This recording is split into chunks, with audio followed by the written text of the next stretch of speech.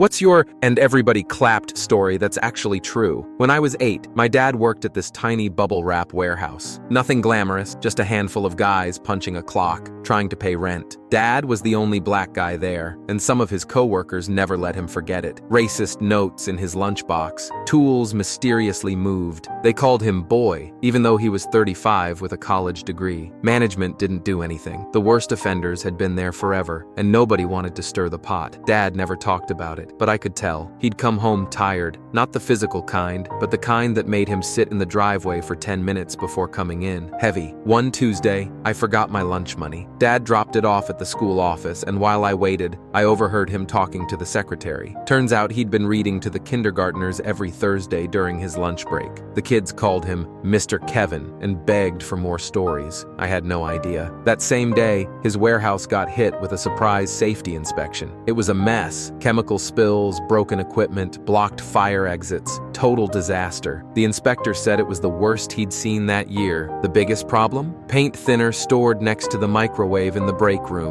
Same room where Dad ate lunch every day. Management was furious. Someone had obviously reported them. The crew chief lost his mind, yelling at everyone, trying to sniff out the rat. Dad just sat there eating his sandwich like nothing was happening. Then the inspector pulled out a folder. Inside were high-res photos of every violation taken during night shifts, time-stamped, labeled. It was a full dossier. The crew chief looked straight at Dad and asked, "You took these?" Dad nodded. "Yeah, got tired of wondering if I'd make it home safe every day." "You trying to get us fired?" "Nope, just trying to keep us alive." The inspector backed him up. The paint thinner alone could have caused an explosion. The blocked exits meant people would have died in a fire. The company had 24 hours to fix everything or lose their license. They worked through the night until 4 a.m. The next morning, everything changed. The guys who used to bully him were sitting at his usual table. When Dad walked in, they all stood up. Pete, the worst of them, cleared his throat and said, "Kevin, we owe you an apology. All of us." The room went dead quiet. "What you did took guts. You could have just quit, but you stayed, and you made it safer for all of us, including jerks like me." Another guy stepped up. "We were idiots. Worse than idiots. You still had our backs." Then something I'll never forget. Every single guy in that break room started clapping. Not slow, dramatic movie clapping, just real respectful applause, like at a school assembly. After that, Pete apologized again in private, asked if they could start over. A couple other guys admitted they'd wanted to speak up but were too scared. They thanked him. The racist notes stopped completely. Guys started inviting Dad into conversations about their weekend plans, their kids' soccer games, and 6 months later, when the company handed out safety bonuses, they gave Dad the biggest one.